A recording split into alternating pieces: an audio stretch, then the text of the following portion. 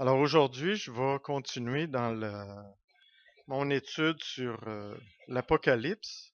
Puis il y a un sujet important avant de commencer à étudier plus en profondeur toutes les étapes à présenter dans le cheminement de la prédication de notre Sauveur Jésus-Christ. C'est parler de l'apostasie. C'est parce que ce qui arrive, c'est que avant les événements de la fin, il va y avoir une grande montée de l'apostasie. Alors, une montée de l'apostasie. OK, ouais, je vais, je vais tout expliquer ça. Alors, c'est l'apostasie, on pourrait le définir comme le rejet d'une vérité que l'on prétendait posséder jadis. Cette définition-là, évidemment, elle peut sembler ambiguë, mais c'est extrêmement important de réaliser qu'il y a beaucoup de personnes qui s'engagent dans le christianisme sans vraiment chercher à comprendre c'est quoi le message de Jésus-Christ et quelle est la personne de Jésus comme telle. Alors, ce qui arrive, c'est que des personnes qui s'engagent dans le christianisme, puis à un moment donné, ils se développent un doute, ok, dû à leur mauvaise compréhension de ce qu'implique le christianisme et surtout qui est la personne de Jésus comme telle.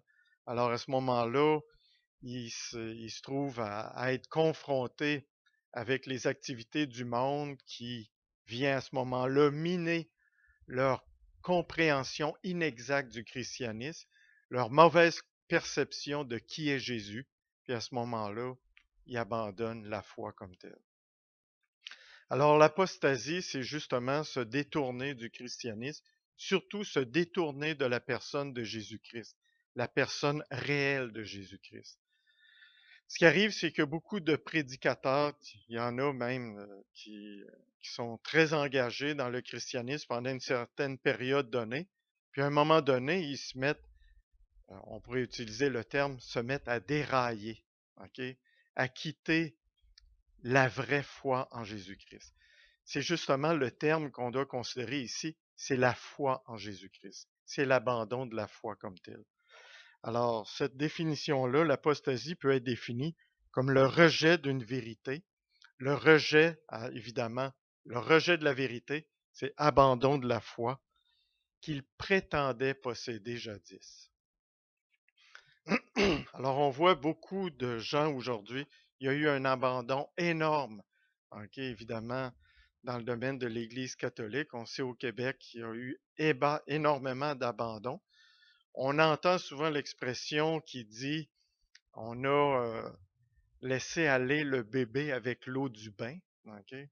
Alors là, c'est que on voulait abandonner une espèce de dictature religieuse qui était là, mais on a également abandonné Dieu. On a abandonné Jésus-Christ comme tel. OK. Alors, on peut prétendre qu'un apostat, OK, on ne peut prétendre, OK, on ne peut pas prétendre qu'un apostat, c'est celui qui s'en va à l'apostasie. Un apostat a connu un jour la vérité. OK? Alors à ce moment-là, ça revient un peu sur l'aspect de considérer qu'il y a l'Église visible, OK, qui contient des croyants, puis des gens qui pensent qu'ils croient, OK, ou des gens qui font juste suivre comme ça une majorité, et la véritable Église, l'Église invisible, qui est visible évidemment aux yeux de Dieu, qui, elle, est composée de véritables croyants. Alors, il est plutôt rare, OK? C'est l'expression plutôt rare. C'est une personne qu'on pense qui est réellement sauvée. La plupart des croyants, il y avait exactement l'attitude d'un croyant, le comportement. Durant 20 ans, il a été un croyant assidu, un pratiquant assidu dans le christianisme, puis à un moment donné, il abandonne. Alors, pour nous, évidemment, on regarde l'Église comme telle, il y a l'aspect visible de l'Église qui nous saute aux yeux, mais l'Église invisible, évidemment, est visible juste aux yeux de Dieu. Alors, quand on voit une personne qui abandonne, est-ce qu'on peut dire c'est un apostat ou bien c'est une chute partielle? On sait que un croyant peut chuter, peut avoir une période difficile à un moment donné qui fait qu'il va abandonner son assemblée, il vit des moments difficiles, Puis à ce moment-là, dans cette tribulation-là, je pense que c'est pas un bon geste d'abandonner les frères et les sœurs. Au contraire, c'est d'aller chercher un soutien chez les frères et les sœurs. Évidemment, il faut que les frères et les sœurs comprennent la différence entre une personne qui s'enfarge, qui chute, puis une personne qui abandonne vraiment le christianisme. OK? Il faut éviter l'attitude de jugement à ce moment-là. Une personne qui vit des difficultés dans sa vie de croyant, il faut le soutenir. OK? Alors, il est plutôt rare de voir qu'un apostat possède réellement la vérité. Il faut comprendre que la vérité, on ne l'a pas au complet. OK? C'est uniquement à la mort. OK? Au moment de la mort, qu'il y a la sanctification, puis à ce moment-là, on est ouvert directement avec la vérité de Dieu. Donc, de notre vivant, malheureusement, même si on peut avoir une très grande compréhension, il y a des personnes qui atteignent une compréhension énorme de l'Écriture, mais à ce moment-là, il n'y a pas de compréhension complète, OK, et intégrale de la vérité comme telle. OK. Il s'agit plutôt d'un rejet d'une vérité partielle, d'une compréhension partielle de la parole qui, des fois, peut nous laisser, OK, fragiles vis-à-vis les attaques du monde. OK? Alors, il faut être très attentif dans les attaques du monde. Comme on voit, par exemple, des gens qui disent, regardons l'aspect de l'attitude de certains chrétiens vis-à-vis la religion musulmane. Il faut faire attention. On ne rejette pas les musulmans. C'est pas le rejet des musulmans. C'est le rejet de fausses convictions, de convictions, OK, qui sont contre Christ. OK? Alors ça, on ne peut pas accepter les convictions qui sont contre notre Sauveur Jésus-Christ. OK? Mais Dieu aime l'homme qui a créé. Le problème, c'est qu'il n'aime pas le péché dans lequel l'homme s'enfonce, dans le mensonge dans lequel l'homme va s'enfoncer. Alors à ce moment-là, sous cet aspect-là, il faut être attentif, il faut ne pas accepter les fausses vérités qui sont propagées dans le monde. OK. Alors, il s'agit plutôt du rejet d'une vérité que ces personnes étaient persuadées d'avoir. OK? Personne qui est persuadée d'avoir la foi, mais est-ce que les fruits qui viennent avec la foi? OK? Alors, à ce moment-là, c'est pas à moi à regarder, ah, lui, il donne pas des fruits. C'est à moi à me regarder. Est-ce qu'il y a les fruits de l'esprit? Est-ce qu'il y a les fruits de la foi? OK? Il faut être attentif à ça. Alors, est-ce que j'ai abandonné Christ parce que j'ai pas les fruits de la foi? Je dois jeter un regard, je dois être surveillant, OK, de ma vraie croyance. Est-ce que je chemine réellement en Christ? C'est un travail que tous les croyants ont à faire.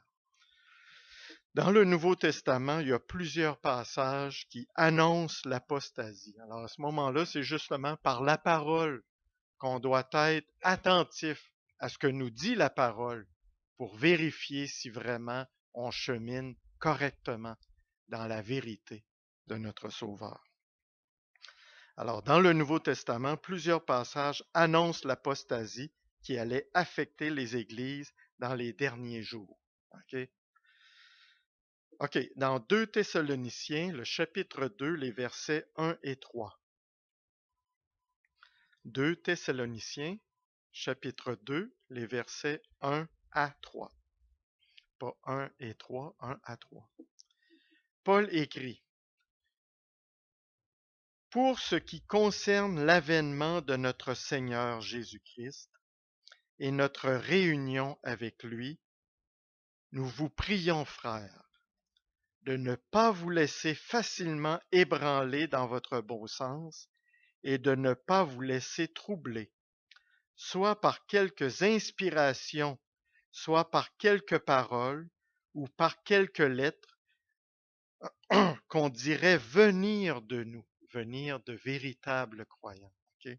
De la vraie parole, comme si le jour du Seigneur était déjà là. Okay? Ça, quand je lisais ça, ça me faisait penser à l'histoire du pasteur Jim Jones. Ok, vous savez, le désastre qui est arrivé de croyants qui sont engagés à aller vivre une vie de croyants dans un lieu isolé, puis ça l'a terminé d'une façon tragique. Ok, ces gens-là étaient persuadés que c'était le temps de la fin. On a vu ça souvent aux États-Unis dans les années 70, les années 80. Ah, c'est la fin, c'est la fin, c'est la fin, tout ça. Il faut être très alerte à ne pas prétendre que c'est la fin. La fin, quand elle va arriver, ça va être la fin. Les signes seront sans aucune suspicion, sans aucune invention de ce qu'est la fin comme telle. Okay? Alors, il faut faire attention. Jésus a donné tellement de messages d'être très attentif aux faux messages. Il faut aller voir dans la parole. Alors, à ce moment-là, qu'on dirait venir de nous comme si le jour du Seigneur était déjà là. Que personne ne vous séduise d'aucune manière. La séduction, c'est quoi? C'est de faire dire quelque chose de plus à la parole. OK? Ou de changer le sens de la parole. Que personne ne vous séduise d'aucune manière, car il faut que l'apostasie soit arrivée auparavant et qu'on ait vu paraître l'homme du péché, le fils de la perdition. Alors, le jour, l'avènement du Seigneur, OK, après la tribulation. Il ne faut pas oublier que le jour du Seigneur, c'est après la tribulation. OK? Puis que l'apostasie vient quand, l'apostasie? Avant la tribulation. OK? OK. Une autre lettre, OK, cette fois-ci à Timothée, dans le chapitre 4, les versets 1 à 3. Oui, 1 Timothée. 1 Timothée, chapitre 4, versets 1 à 3. Mais l'Esprit dit expressément que dans les derniers temps, quelques-uns abandonneront la foi pour s'attacher à des esprits séducteurs, encore là, toujours la séduction, et à des doctrines de démons. Par l'hypocrisie de faux docteurs portant la marque de la flétrissure dans leur propre conscience, prescrivant de ne pas se marier, de s'abstenir d'aliments que Dieu a créés pour qu'ils soient pris avec action de grâce par ceux qui sont fidèles et qui ont connu la vérité. Alors on voit que les démons ont un rôle à jouer dans l'apostasie. Okay? Les adeptes qui se sont laissés aller vers les esprits séducteurs prêchant un système de doctrine démoniaque. Okay? Mensonge et hypocrisie, car leur conscience est devenue insensible. Insensible à quoi? À la parole. Okay?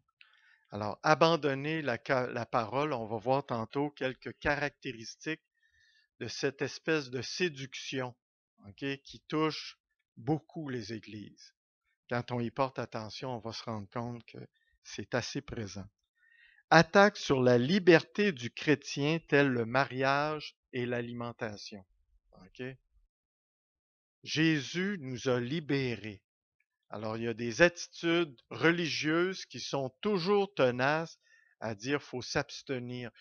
On est mieux de faire ça. Okay? Alors, on va lire un autre texte maintenant.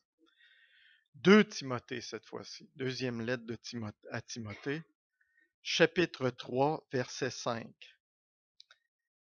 Ayant l'apparence de la piété, mais reniant ce qui en fait la force, éloigne-toi de ces hommes-là.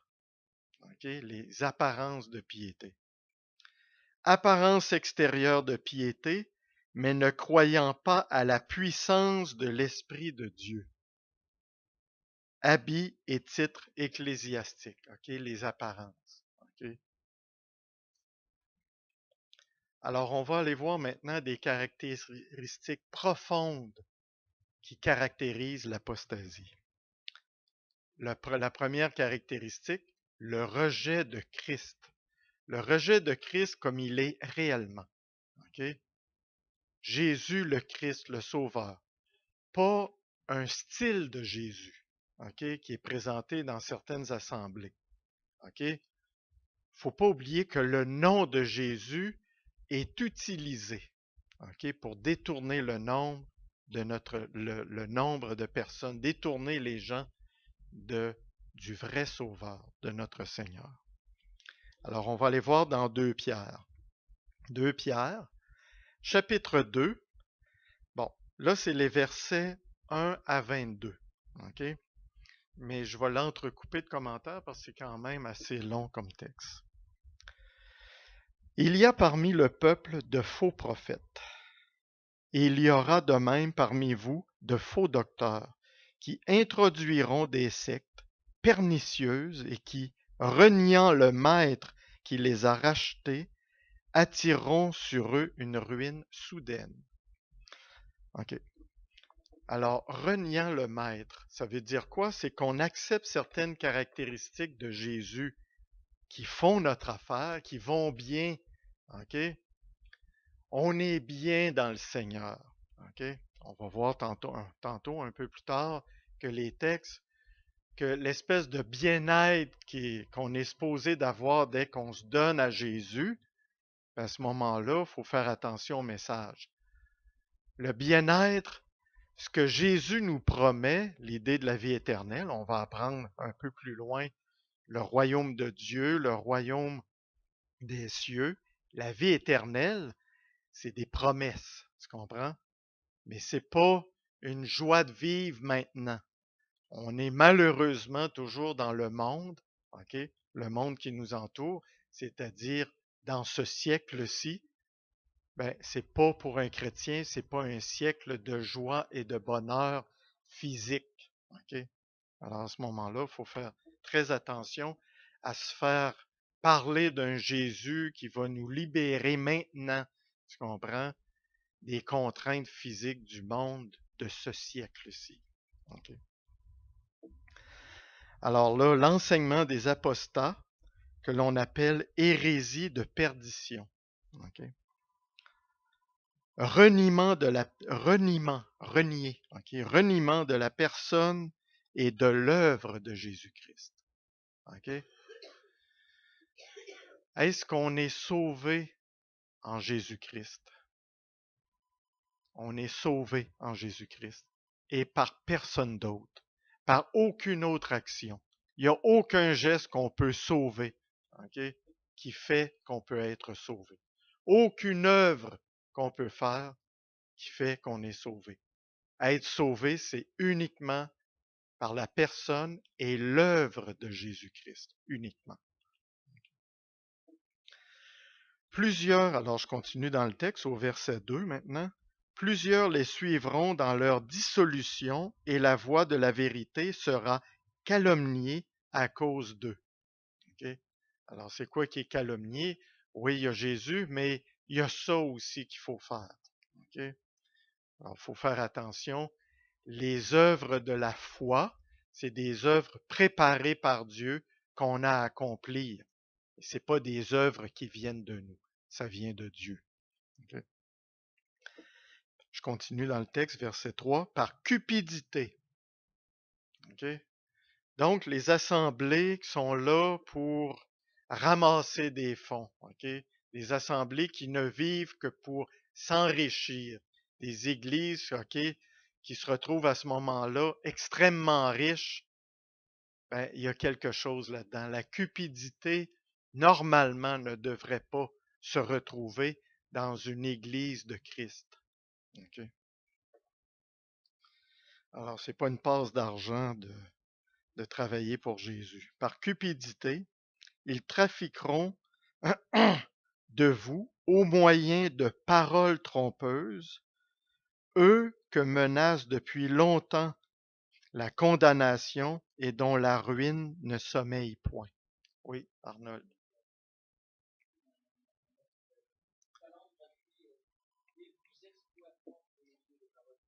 Oui, exactement ça, c'est ça.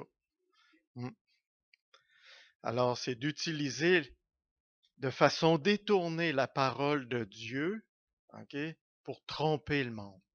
Mais quand on regarde ça, c'est que on va voir que la parole, ils vont en détourner le sens. OK? Ils vont ajouter à la parole pour venir à ce moment-là tromper. Car si Dieu n'a pas épargné les anges qui ont péché, OK? On sait qu'il y a eu une révolte chez les anges. Retenez bien le nom révolte. OK? Révolte, c'est important. OK? Dans nos actions, nous autres, les humains, est-ce qu'on est révoltés contre Dieu?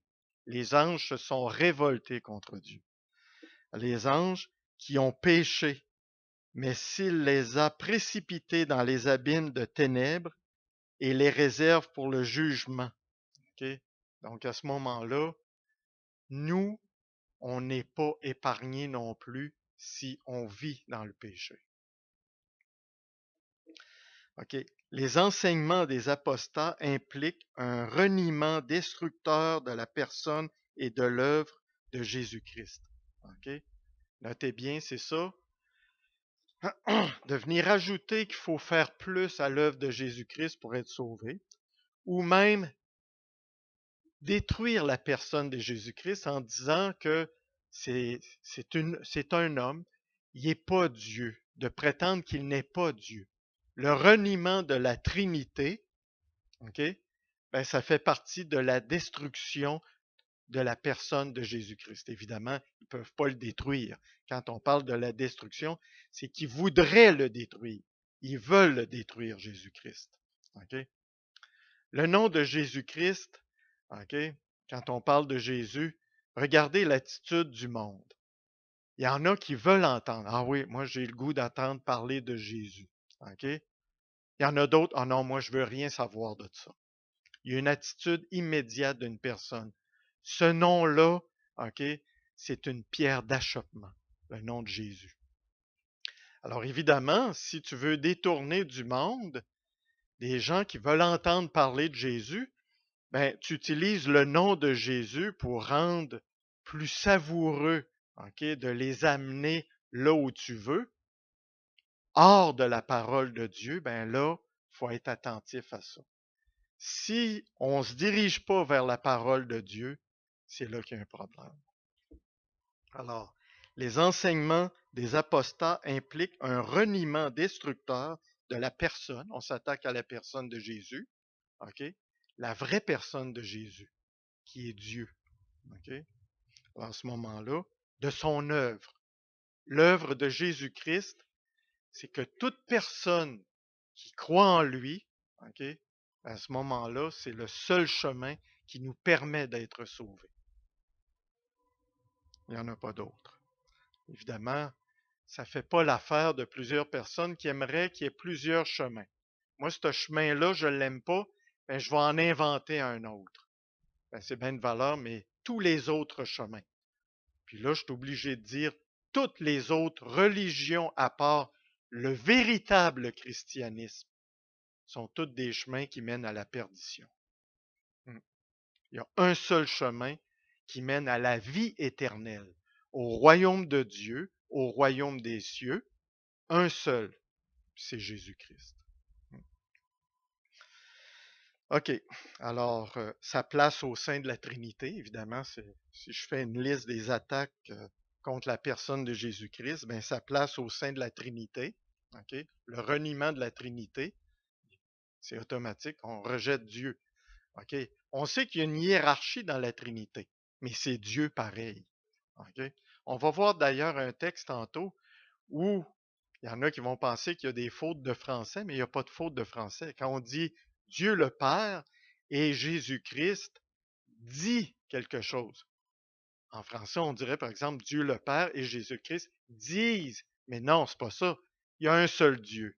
Alors Dieu le Père, OK, Jésus-Christ, on pourrait parler aussi de l'Esprit de Dieu, l'Esprit Saint, dit quelque chose. OK. Alors évidemment, le reniement de sa divinité, reniement de son incarnation en tant que Dieu homme, OK? Par l'intermédiaire d'une mère vierge. OK? Il y en a même qui vont dire que Christ n'est pas vraiment devenu comme un être humain fait de chair et d'os. OK? Ben, ça va pas. C'est pas ça.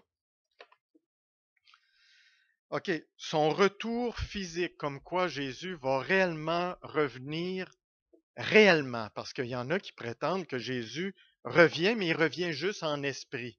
OK? Puis d'ailleurs, qui est déjà arrivé en esprit dans le monde. C'est pas ça. OK? Alors, voyez, c'est tout des faux enseignements, des mauvaises interprétations. Puis d'ailleurs, quand on lit vraiment la parole de Dieu, on voit que c'est pas ça qui est enseigné. Mais pourtant, il y a des gens qui se prétendent chrétiens et qui enseignent ça. OK. Le reniement de l'inspiration intégrale des Écritures. Okay? Il y en a qui disent que dans la parole de Dieu, dans toute la Bible, il y en a des bouts que c'est inspiré, puis il y en a d'autres, c'est non, c'est les humains qui ont ajouté là-dessus. Je suis désolé, mais c'est pas ça du tout. C'est contraire à ce que Jésus lui-même a dit. OK? Toute, toute la loi et les prophètes. OK? Au complet. L'intégralité de toute la parole de Dieu, toute la Bible, Ancien et Nouveau Testament, tout est inspiré de Dieu. Alors, à ce moment-là, les enseignements qui disent le contraire, ça va pas. Alors c'est certain qu'on arrive dans le contexte d'une personne qui, à un moment donné, on lui a enseigné ça. Il pense être dans la vérité, OK, en suivant ça, puis réalise, ah ben non, ça n'a pas de sens. Là, en pensant ça, ben, on arrive avec des contradictions dans la parole. Ah, il y a des contradictions dans la parole, donc à ce moment-là, ah ben non, moi je suis obligé d'abandonner ça. C'est pas vrai, il y a des contradictions dans la parole. Est-ce qu'il y en a des contradictions dans la parole dans la Bible? Aucune. Aucune contradiction. OK? Plus on avance dans l'étude de la parole de Dieu, les difficultés, OK? On en rencontre des difficultés, mais il faut travailler. Il faut travailler avec le soutien de l'Esprit de Dieu. Il faut prier pour qu'il nous éclaire à comprendre la parole. Puis à ce moment-là, ah, ben non, il n'y a pas de contradiction. C'est absolument clair que ça, c'est ça. OK? Ben, oui. Alors, à ce moment-là, il faut comprendre qu'il y a des difficultés à la compréhension de la parole, mais il n'y a pas de contradiction. OK. OK, on va voir quelque chose d'important à propos de la personne de Jésus-Christ comme telle dans un texte, une lettre de Jean. Donc, la première lettre de Jean. OK? Alors, ça, c'est justement pour ceux qui disent que moi, je crois en Dieu. OK? Ah, Jésus, je suis pas sûr. Jésus, c'est un grand prophète, et tout ça.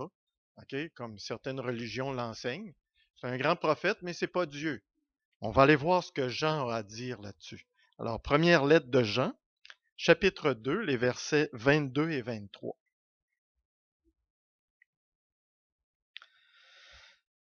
OK, ça va. Qui est menteur, sinon celui qui nie que Jésus est le Christ? OK? Alors, on voit l'importance du nom Christ ici. Jésus-Christ, Jésus Dieu. OK? Celui-là est l'Antichrist, celui qui nie que Jésus est Dieu, Fils de Dieu, Christ, OK? Qui nie le Père et le Fils. Alors, c'est l'Antichrist qui dit ça. Une personne qui prétend que Jésus n'est pas Christ, ben, c'est un Antichrist. Oui,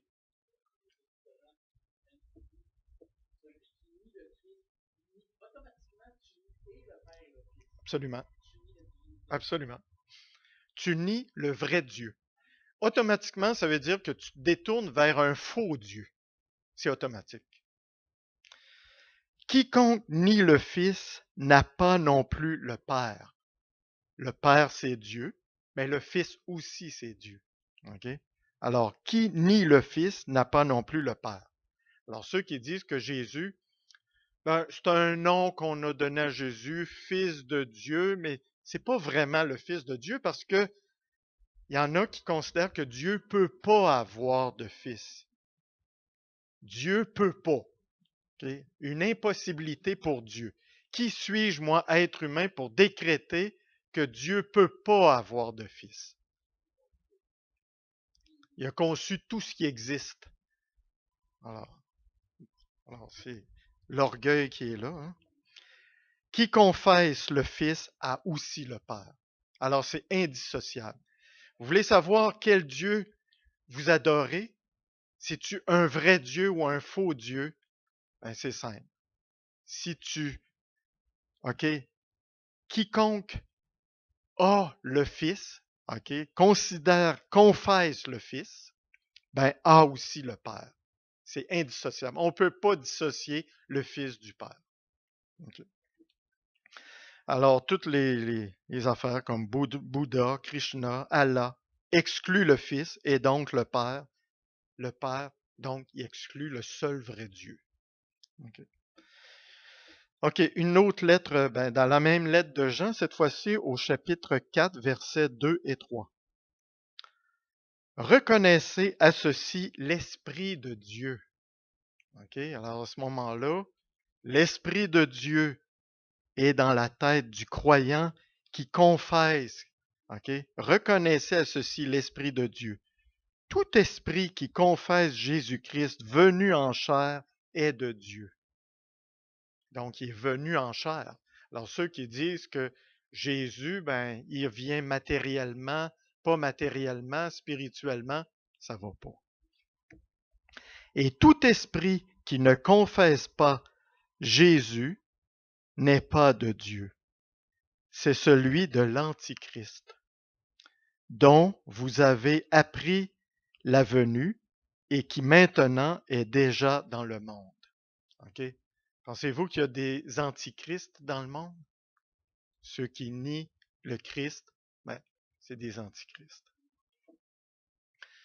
Alors nous autres, notre travail, c'est d'aller chercher ceux qui ne savent pas, puis ceux qui veulent savoir.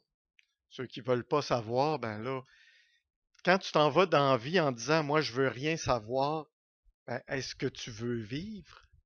Hein? C'est à se poser. C'est qu'à un moment donné, il faut se poser la question. Il y a des choses qu'il faut savoir. OK, deuxième lettre de Jean. OK. Alors, deuxième lettre de Jean, il n'y a pas de chapitre 7, c'est le verset 7. OK, alors le verset, c'est juste, dans le fond, un seul chapitre, deuxième lettre de Jean, verset 7. Car plusieurs séducteurs sont entrés dans le monde, qui ne confessent point que Jésus-Christ est venu en chair. Celui qui est tel, c'est le séducteur et l'antichrist.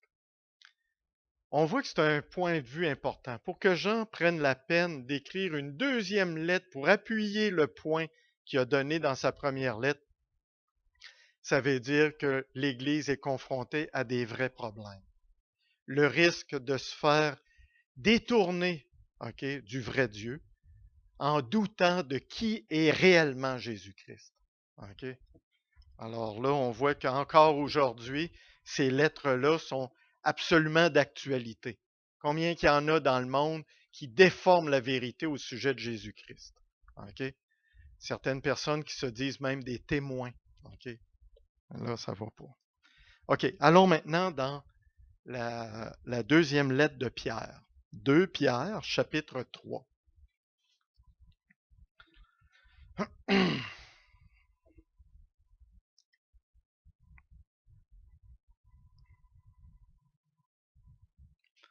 OK, alors justement, sachant avant tout que dans les derniers jours, il viendra des moqueurs avec leur raillerie, marchant selon leur propre convoitise. OK? Et disant, ça va? Alors, c'est 2 Pierre, OK? Chapitre 3, versets 3 et 4. OK. Je m'excuse là si je vais trop vite. Sachant avant tout que dans les derniers jours, il viendra des moqueurs avec leurs railleries, marchant sur leur propre convoitise. Pensez-vous qu'il y en a des moqueurs? Hein? Des railleries, puis tout ça? OK? T'ouvres le journal, t'en as plein de ça. OK? Ça déborde. Je vais vous poser une question. Pensez-vous que ces gens-là savent vraiment de quoi ils parlent? Non. OK?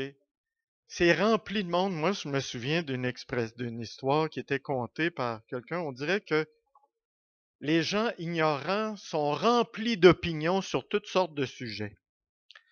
Puis plus ils sont ignorants, plus ils ont d'opinions sur toutes sortes de sujets. OK? Je me souviens d'un ministre qui disait, le problème avec les religions, c'est les fondamentalistes. OK? Ah oui? C'est quoi un fondamentaliste? OK? Là, justement, il y a des personnes comme un pasteur américain très connu, là, qui... attends. Non, non, non, non, qui n'a pas défroqué. Un qui a tenu toute sa vie, là. Billy Graham, c'est ça. Bon. C'est un fondamentaliste. Est-ce que vous le voyez avec une Kalachnikov des mains et des affaires de même? Hein? Est-ce qu'il a déjà menacé du monde? Est-ce qu'il a fait des drames dans sa vie, lui? Jamais. Puis c'est un fondamentaliste. Pensez-vous que c'est un problème, Billy Graham, dans l'humanité? Loin de là. Hmm. OK? Ben alors, on voit que le problème, c'est pas les fondamentalistes. OK? C'est dans quel fondamentaliste tu te plonges. OK? Si moi, je suis un fondamentaliste nazi, OK? Ben là, oui, là, il y a des risques que je sois dangereux. Mais si je suis un vrai fondamentaliste chrétien, qui marche, qui suit les traces de Jésus-Christ, est-ce que je suis une menace pour le monde? OK? Ben, moi, je sais, normalement, on va le voir tantôt, un chrétien, il s'en va vers la mort, vers la souffrance. C'est ça qu'un chrétien. OK? Si un musulman fanatique écoute ce que je dis présentement, puis ce que j'ai dit d'Allah, ben, il y a une fatwa sur ma tête. OK? Mm. Mais est-ce que je peux parler contre la vérité? Mm. Non. OK. Alors, je continue dans le texte de Pierre. Alors là, ah oui, absolument. C'est ça. Alors, les moqueurs et les railleries, et disant, de toute façon, une fois, j'ai dit ça à un de mes étudiants, où il disait, ah, la Bible, c'est rempli de contradictions, de ça. J'ai dit, toutes les personnes qui connaissent rien à la Bible disent ça. Ça l'a fini la discussion. Il a été obligé d'admettre qu'il ne savait rien. Hein, c'est ça. Et disant, ah, exactement. Mm. Puis, et disant, où est la promesse de son avènement? Mm. Encore une atteinte à Dieu et sa patience. Dieu, pensez-vous, qui est pressé d'aller faire la justice, d'établir sa justice divine, ce qu'il veut, c'est que le monde soit sauvé. OK? Alors, pensez-vous qu'il est prêt à jeter le coup près sur l'humanité, qu'il se garoche pour le faire? Merci Seigneur d'être patient. Mm, mm. Alors là, la promesse de son avènement. Qui est pressé à voir le coup près, OK? Le jugement de Dieu s'abattre sur l'humanité. Car depuis que les pères sont morts, tout demeure comme dès le commencement de la création. Dieu est patient. Mm. Puis merci Seigneur de ta patience, Père éternel. OK. Alors pour le sujet, on va aller maintenant dans Jude. OK.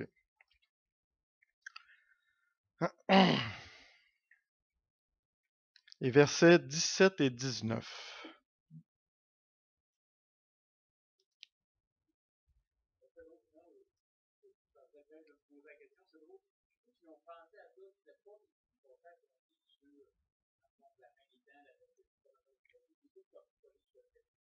Ah ouais, ah ouais. Mm, mm. Ouais. Mm. Mais regardons donc le message de Jésus. Faites attention à ne pas être détourné. Hein? Et que c'est important. OK, Jude, les versets 17 et 19. Mais vous, bien-aimés. OK, Jude, est-ce que vous savez c'est qui Jude? OK, c'est un des frères de Jésus, OK, qui s'est converti. Il ne faut pas oublier que du vivant de Jésus, aucun de ses frères a été son disciple. OK? C'est après la résurrection qui se sont convertis. Alors, je connais au moins deux frères qui se sont convertis, Jacques et Jude. Mais vous, bien-aimés, regardez le nom, bien-aimés. Hein? Souvenez-vous des choses annoncées d'avance par les apôtres de notre Seigneur Jésus-Christ.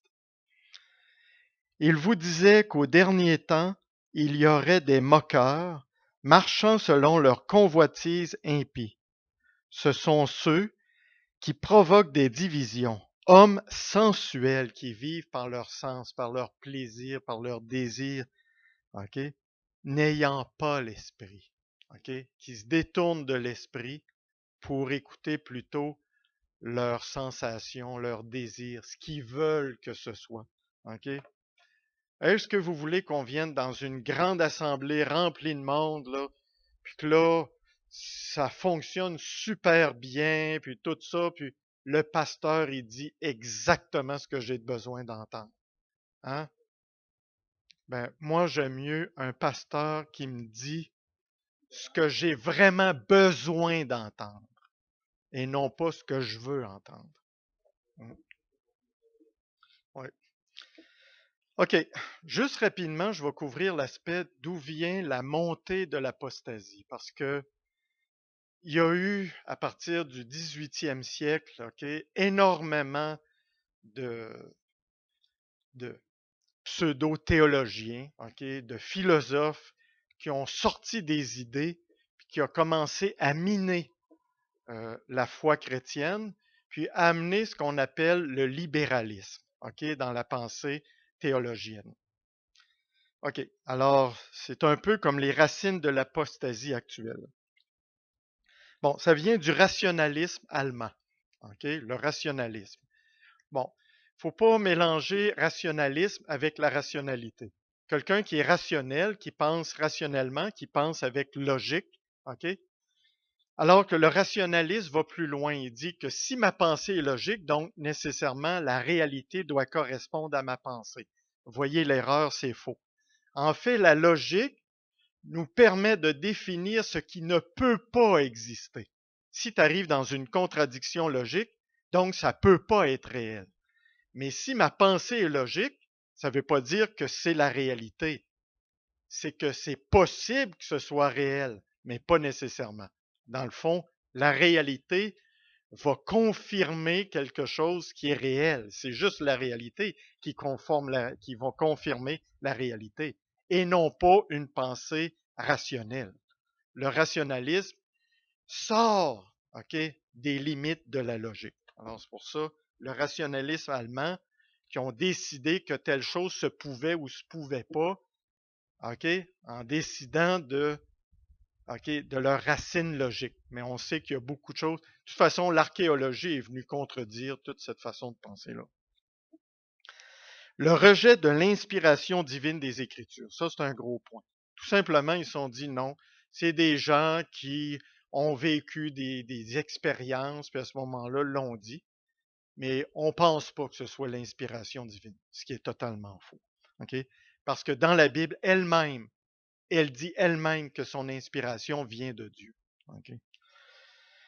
Et évidemment, l'attitude de la critique biblique, les critiques textuelles et tout ça, l'hypothèse documentaire, ce sont des pensées d'ailleurs qui aujourd'hui sont complètement mis de côté par les vrais érudits qui savent que ces façons de penser-là sont erronées. Alors, je donne en exemple ici le discours qu'a donné Charles August Briggs le 20 janvier 1891 à la Union Theological Seminary de New York. Alors, les points que lui a sortis, il existe trois grandes fontaines de vérité. La Bible, l'Église, puis la raison.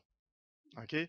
Donc, il met la raison au même niveau que la Bible, puis il met l'Église au même niveau que la Bible.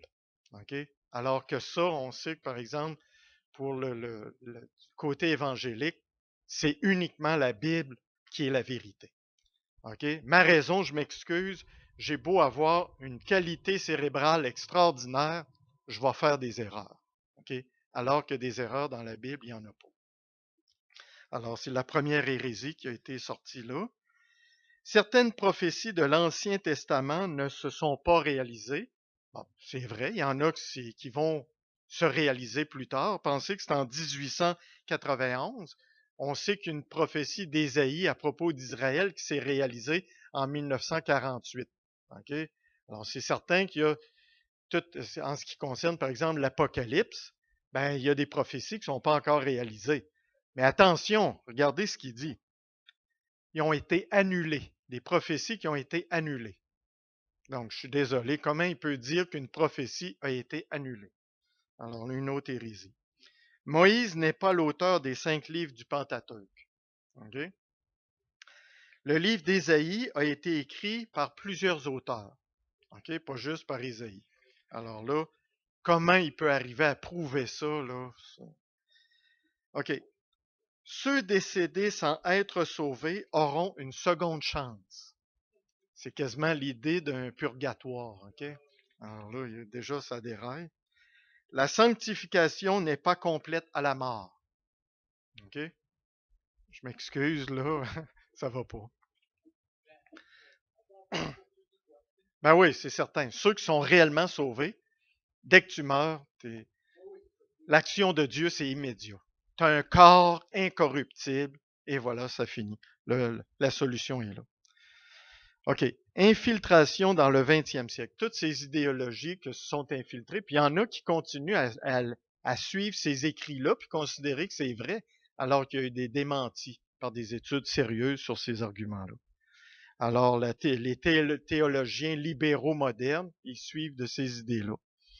Alors, il y a certaines églises, oui.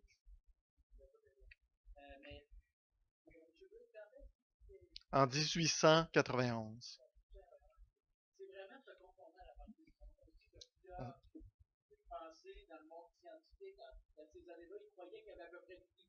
Ah oui.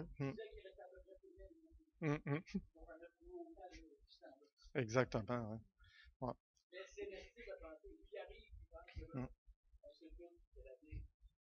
C'est ça.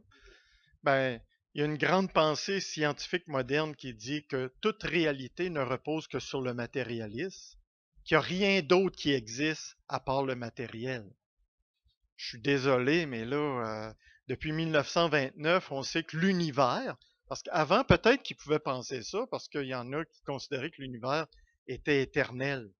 Mais on sait aujourd'hui que l'univers n'est pas éternel.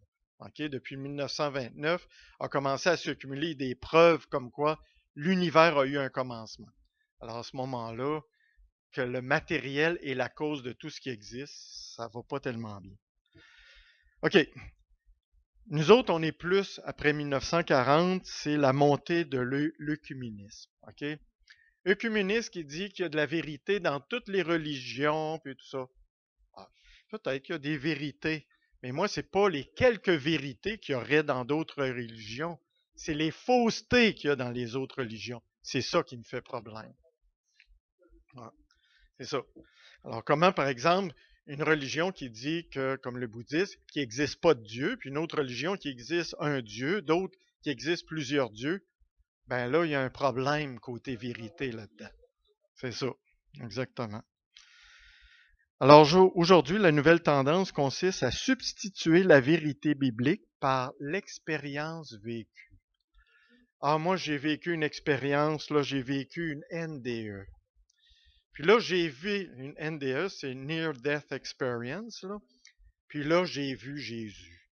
Puis Jésus, il m'a dit que, oui, c'est vrai que la parole dit ça, mais c'est pas tout à fait ça. Bon, là, c'est drôle. Comment ça se fait que le Jésus que j'ai vu dans mon expérience de vie après la mort, tu sais, et de mort approchée, là, il dit pas la même chose que Jésus dans la Bible. là, on a un problème. OK? Ben, comment qu'il y en a aujourd'hui des religions qui se sont nourries d'expériences de vécu? OK? Alors, moi, j'ai vécu une expérience extraordinaire. OK? C'est ça. Mais ça agit sur les émotions. OK? Mais le problème, c'est qu'est-ce que ça fait? Ça divise l'homme dans sa nature. Le conflit entre l'intellect et les émotions. Ça a tendance à diviser les émotions. On dit, ben, émotivement, moi, je penche vers ça, alors que mon intellect, qui étudie rationnellement en profondeur la rationalité de la Bible, me dit d'autres choses. Là, qu'est-ce que ça a comme résultat? C'est que ça me divise, ça me met dans la confusion. OK? Alors, le vécu, on ne va pas nécessairement rejeter le vécu, mais c'est la parole, OK, qui a autorité et non pas l'expérience fantastique que j'ai pu avoir. C'est certain que tout croyant vit une expérience de conversion. C'est important, c'est un point marquant dans la vie, on le garde en souvenir, mais c'est pas ça qui dirige ma vie. Comme croyant, c'est la parole de Dieu qui doit diriger ma vie. OK. OK. Alors, dans Éphésiens, OK, 1 à 16. Bon, là, j'ai un petit problème, c'est parce que c'est un texte qui est très long. Puis, je sais que j'aurai pas le temps. Mon temps est quasiment terminé. Alors, peut-être je pourrais revenir là-dessus. Sur cet aspect-là, je reviendrai là-dessus. OK.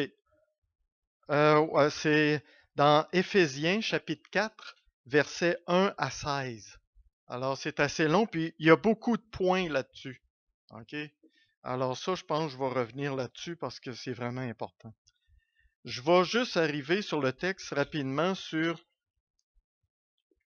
le deuxième aspect ici que je voulais parler, la vérité par la parole de Dieu seul. OK? Alors, l'important, c'est le discernement de la vérité par les Écritures uniquement. OK? Donc, ça, c'est comment s'outiller contre les dangers de l'apostasie, c'est de considérer l'aspect de la vérité uniquement par les Écritures. La Bible doit avoir le dernier mot quant à la foi et à la pratique, OK, de la foi. Puis un verset doit commander notre vécu et non pas servir de prétexte pour justifier nos actions. OK? Alors, mettons que j'ai le goût de faire telle chose. Ah, c'est vrai que dans la Bible, ils disent ça, donc ça vient satisfaire mon désir d'accomplir telle chose. C'est déformé. OK? Aller chercher un prétexte dans la Bible pour se dire, ah, moi je mène une vie de bon chrétien. Tu comprends? Alors, voyez que le début de l'action, une tendance du monde, un désir charnel, un désir qui vient de mon corps, d'avoir quelque chose. Puis là, la conscience joue, ah, attention, là, fais attention, ça dérape un peu. Ah, puis là, ah oui, mais dans la Bible, il y a tel verset qui dit telle chose. OK, parfait. Là, je viens d'utiliser un verset pour venir appuyer mon action charnelle. Faut pas faire ça. OK? C'est la parole qui doit servir de guide en premier et non pas la chair. OK. Actes des apôtres. Alors là, Actes des apôtres, chapitre 17, les versets 1 à 4. Paul et Silas passèrent par... Je vais attendre un peu, OK? Est-ce que... C'est dans Actes des apôtres, chapitre 17, versets 1 à 4. Moi, j'aime ça parce que c'est intéressant ce qui est dit là-dedans. Là. Alors, c'est les Actes des apôtres, il y en a quelques-uns. Paul et Silas passèrent par Amphipolis et Apollonie, et ils arrivèrent à Thessalonique, où les Juifs avaient une synagogue. Paul y entra, selon sa coutume, pendant 3 sabbats, et il discuta avec eux d'après les Écritures. Alors, voyez que le travail de Paul, c'est appuyé par les Écritures, expliquant et établissant que le Christ devait souffrir est ressuscité des morts, et Jésus, que je vous annonce, disait-il, c'est lui qui est le Christ. OK? Alors, il appuie les Écritures, les prophéties d'Ésaïe en ce qui concerne Jésus. Puis, à partir de là, il fait la démonstration que Jésus est vraiment le Christ. C'est parce qu'il arrive chez les Juifs qu'ils pensaient la venue du Sauveur. OK? Probablement, dans leur conviction, ils ne réalisaient pas que Jésus le Christ, devait venir deux fois. OK? Une première venue et une autre venue dans la gloire. OK? Alors, ils s'attendaient à une venue tout de suite dans la gloire. Alors, c'est certain que Jésus, la première fois, n'est pas venu dans la gloire visible qu'ils s'attendaient de voir. Vous voyez, c'est leurs espoirs qui a créé une fausse croyance sur comment Jésus devait venir la première fois. Okay? Alors, c'est là que Paul utilise la parole, okay, pour rectifier une mauvaise croyance. Quelques-uns d'entre eux furent persuadés et se joignirent à Paul et Silas, ainsi qu'une grande multitude de Grecs craignant Dieu et beaucoup de femmes de qualité. Alors, on voit qu'il y a des gens qui ont été convaincus par la parole. Juste un petit peu plus loin, dans Actes 18, verset 28. Car il réfutait vivement les Juifs en public. Okay? La fausse conception des Juifs qui attendaient un Messie qui vient dans la gloire, okay, pour rétablir le royaume d'Israël. Okay? Alors déjà là, une mauvaise compréhension de la parole. Car il réfutait vivement les Juifs en public, démontrant par les Écritures que Jésus est le Christ. Actes, chapitre 28, les versets 23 et 24.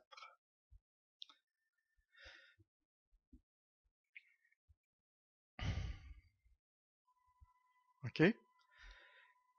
Ils lui fixèrent un jour et plusieurs vinrent le trouver dans son logis. Alors là, Paul, présentement, il est à Rome. Okay? Il est tenu à résidence. Alors les gens qui veulent le voir, ils doivent venir chez lui.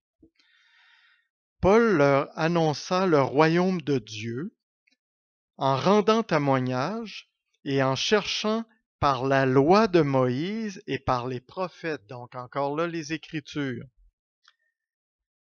Oui, oui, elle est persuadée de ce qui concerne Jésus. Entretien dura depuis le matin jusqu'au soir. Alors, à ce moment-là, vous voyez que Paul a enseigné toute la journée pour faire cette démonstration-là par les Écritures. Là, il est mentionné tout de suite après, les uns furent persuadés par ce qu'il disait et les autres ne crurent point. Alors, on voit qu'il y a une séparation qui se fait. Puis la séparation, encore là, la pierre d'achoppement, Jésus-Christ. Okay. Je vais terminer avec un dernier texte ici dans 2 Pierre. Alors, deuxième lettre de Pierre, les versets 16 à 21. Chapitre 1, pardon. Alors, je termine avec ça. Ce n'est pas en effet en suivant des fables habilement conçues que nous vous avons fait connaître la puissance et l'avènement de notre Seigneur Jésus-Christ. Mais c'est comme ayant vu sa majesté de nos propres yeux. OK? Alors, regardons ici qu'il y a un aspect, Pierre, il mentionne un aspect d'un vécu. OK? Puis il dit une chose importante. C'est pas une histoire inventée. C'est quelque chose que j'ai vécu. Alors là, tu dis, hey Louis, là, c'est en train de contredire ce que tu disais tantôt à propos qu'il ne faut pas se fier juste sur l'expérience puis sur le vécu. Il faut faire attention. On ne rejette pas l'expérience du vécu. L'expérience de notre conversion, on ne la rejette pas. Mais regardons plus loin c'est Pierre. Pierre, qu'est-ce qu'il dit à propos de ça? Okay? Car il a reçu de Dieu le Père honneur et gloire. Okay? Parce que l'avènement comme tel, c'est que Jésus a été transfiguré. Okay? C'est le moment de la transfiguration. il l'a vu à ce moment-là transfiguré. Alors, c'est une expérience que Pierre a vécue.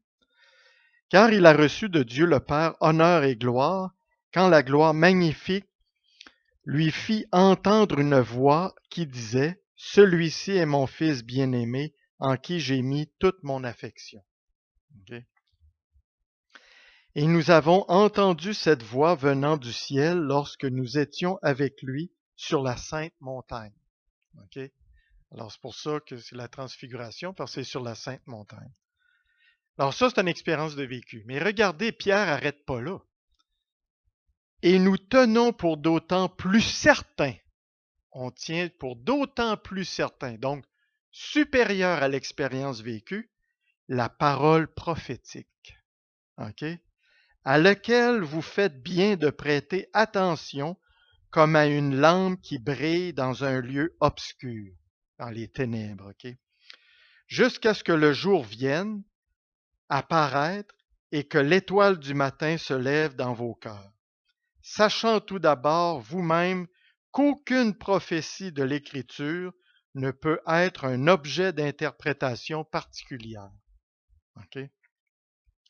Car ce n'est pas par une volonté d'homme qu'une prophétie a jamais été apportée, mais c'est poussé par le Saint-Esprit que des hommes ont parlé de la mort de Dieu, de la part de Dieu.